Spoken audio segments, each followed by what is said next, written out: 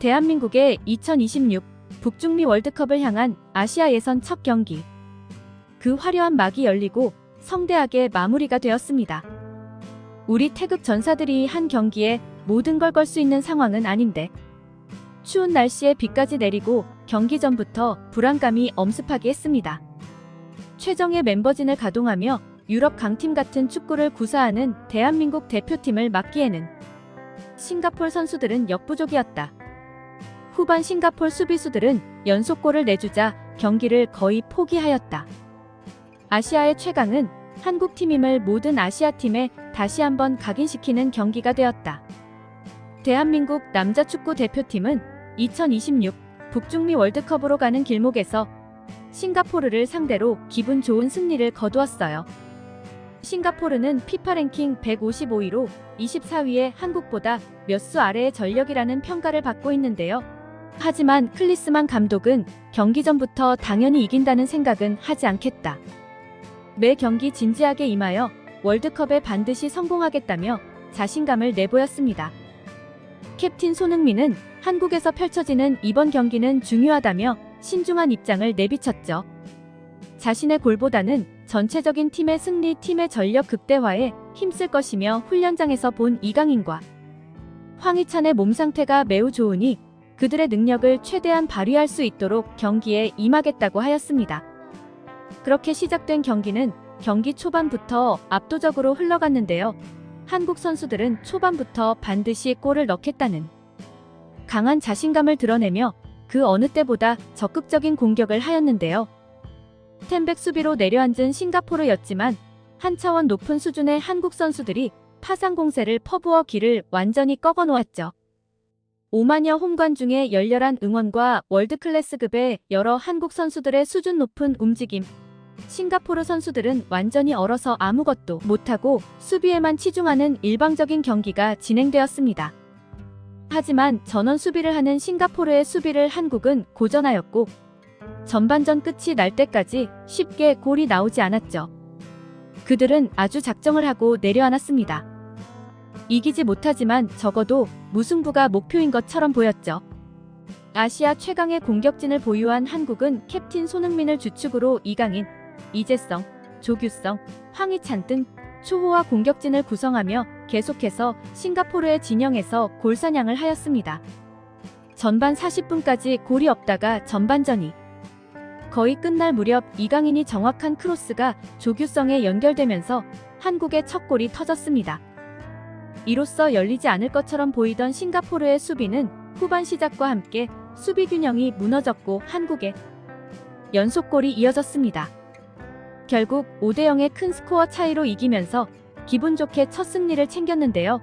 특히 토트넘 손흥민의 전매 특허인 손흥민존 중거리 슛은 월드클래스의 품격을 보여준 골이었고 파리 생제르맹에서 멋진 활약을 하고 있는 이강인의 강력한 슛은 그의 절정의 컨디션을 증명하듯 또 하나의 월드클래스급의 경기를 보여주었습니다. 경기가 끝난 후 외신들은 앞다투어 한국 선수들의 경기 내용에 극찬을 아끼지 않고 있는데요. 차원이 다른 월드클래스 캡틴 손흥민의 경기를 싱가포르 선수는 단지 지켜만 보았다. 라고 하였습니다. 지난 베트남과 가진 친선 경기에서 큰 점수차로 승리한 데 이어 다시 한번 압도적인 실력 차이를 보이며 11회 연속 월드컵 본선 진출에 대한 확신을 가지게 된 경기였습니다. 월드클래스 손흥민 이외에 바이에른 뮌헨 김민재, 파리 생제르맹 이강인 등 월드클래스급 클래스 자원을 보유하고 있고 아시안게임 득점왕 정우영 등 유럽의 강팀과도 이길 수 있는 스쿼드를 보유하였죠. 싱가포르 선수들은 그들의 차원이 다른 움직임을 따라가지 못했고 한국과의 실력 차이를 극복하지 못했다. 라고 평가하였습니다.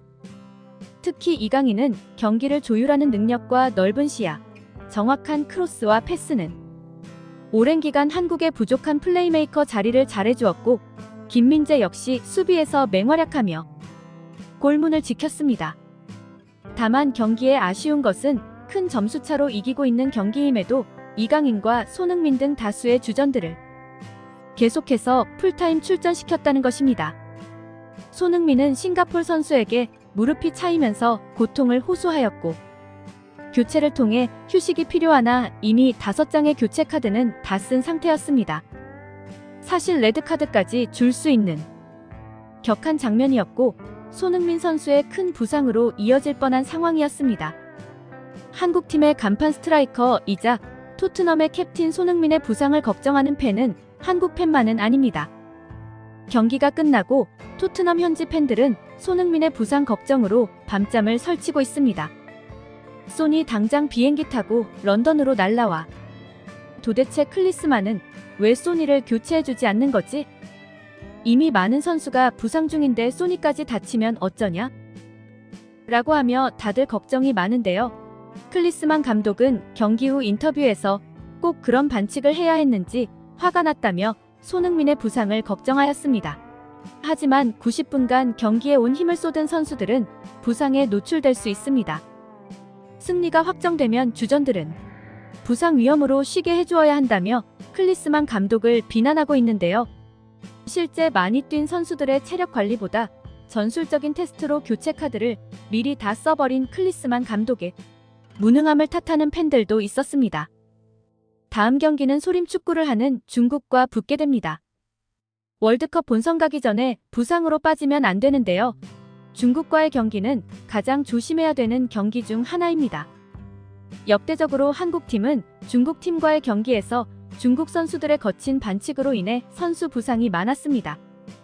앞으로 월드컵 본선 가기 전까지 선수들이 부상당하지 않도록 감독과 코칭 스태프의 선수 관리가 필요할 것으로 보입니다. 시청해주셔서 감사합니다. 구독과 좋아요는 행복입니다.